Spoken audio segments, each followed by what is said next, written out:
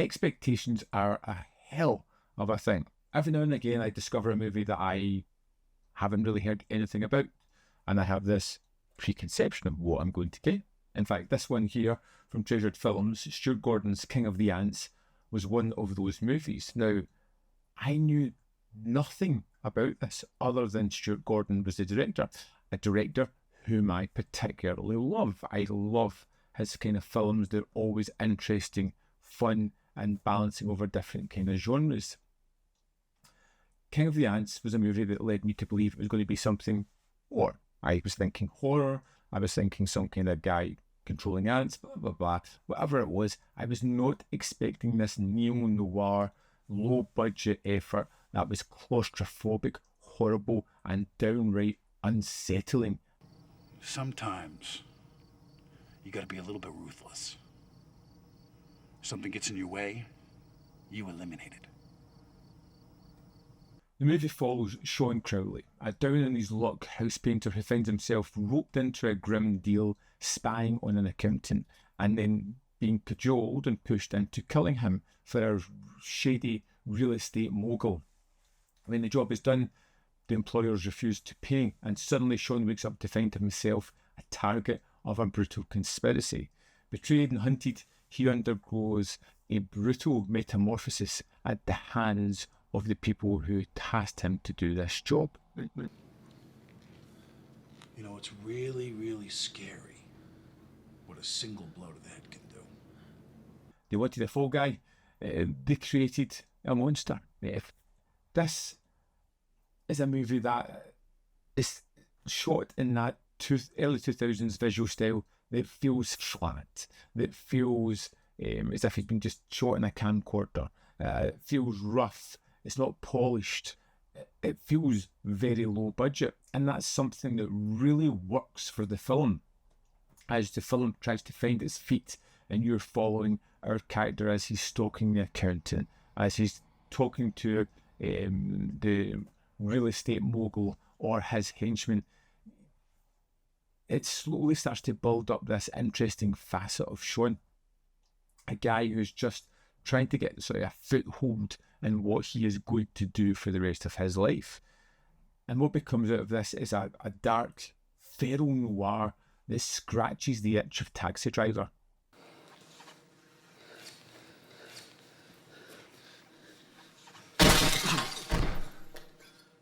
There's no gloss, there's no second chance. It is dark, bleak, and unforgiving at times. Chris McKenna, who plays Sean, delivers an unsettling performance, and every man unravelling under moral pressure, under the pressure of the bad guys here. And it's the situations that arise that are jaw-droppingly awful that just lead to an absolutely wonderful climax. Gordon's direction here is lean, it's cold, it's claustrophobic. It's a departure from his Lovecraftian roots, but it's equally as sharp here. He knows what he's doing, and he's out with his normal comfort zone, and that works for him incredibly well. You know what, Duke? I'm not a professional, but I do a nice job. And it's one of the things that I found worked particularly in the first half hour of the movie. As it's finding its feet, as that look at the film isn't great, as you're kind of going along going, where is this going? Is this going to go into a typical story that you've seen before? And although it kind of does, it sort of finds its feet in the middle of the movie as it becomes something a lot harsher. This was a terrific film. I really enjoyed King of the Ants. I was drawn into the story. I was curious to see where it was going to go. I liked George Wendt as this charismatic guy who's slowly bringing our character into the fold, and then switch turns and he's instantly the nasty bad guy. It was wonderful, and one that I really enjoyed. The way it takes these limited locations but milks them for all that they want into an explosive finale that really works as well was terrific.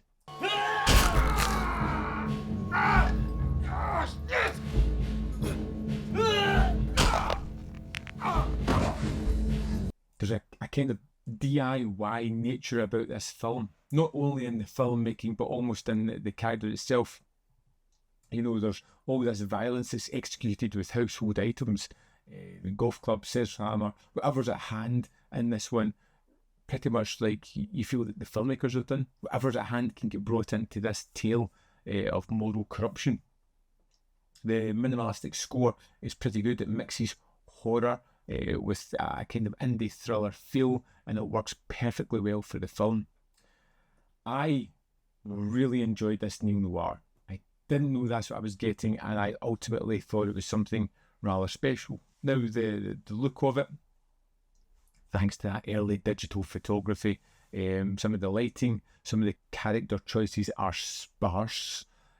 The locations look not really lived in. They feel like a reflection of a real world at times, but the story going on here is 100% captivating, shocking, and ultimately a good tale. Love this one. Really surprised by King of the Ants. Let's dive into this packed disc and have a look at some of the extras. Here we are in the disc for King of the Ants. Let's go to the special features. First up, we have a commentary with Nathaniel Thompson and Troy Howarth. We have a second commentary with Stuart Gordon, George Wendt and Chris McKenna. And a third commentary with the writer Charlie Higson. We have Tales from the Anthill, a retrospective documentary that runs for 43 minutes 40 seconds and is absolutely fantastic. You can feel the passion for this project after all these years, what they kind of hoped for it, what it did, how they feel it could have done better nowadays, and how it was such a dark project to do. We have Ant Musings, interview with Charlie Higson, the writer, which is 11 minutes 3 seconds. He's talking about his love of crime fiction and the idea of the psycho as the main character. Then we have Ant Music, interview with composer Bobby Johnson, which is 8 minutes 1 second. He's talking about working with Stuart Gordon on this and his next two projects, how he was kind of found by him and what he thinks Gordon liked about his music. Then we have A Story Well Told, interview with producer Duffy Hecht. And this runs for 8 minutes 1 second. Again, talking about working with Gordon, how he felt he was such a wonderful director, getting actors on board. There's a couple of great anecdotes in this interview as well. And we have behind the scenes, a trailer, and an image gallery. Also included in this set is a 32-page booklet where there's two terrific essays. We have one by Michael Doyle and one by Graham Skipper. Now, if you have been smart enough to order direct from Film Treasures themselves, you will have got a fantastic poster and a magnet with it as well. Great additions for just supporting the label by ordering direct. And that's the extras for King of the Ants. There we have it. King of the Ants out now. If you haven't heard of this one like I hadn't, well worth checking out. I really enjoyed it a lot. Got a review up in Letterboxd as well. I'd love to know your thoughts if you've seen this one. I don't think a lot of people have. So let me know in the comment box below your thoughts on King of the Ants and whether you're interested in this film, whether you've picking it up, you've already watched it, you've seen it before. I really want to know your thoughts. As always, there's more content up here. You can see more of my stuff in the description box below are links to Patreon, membership program and manvfilm.com. Always in which you can support me. Thanks for watching and I'll see you next time.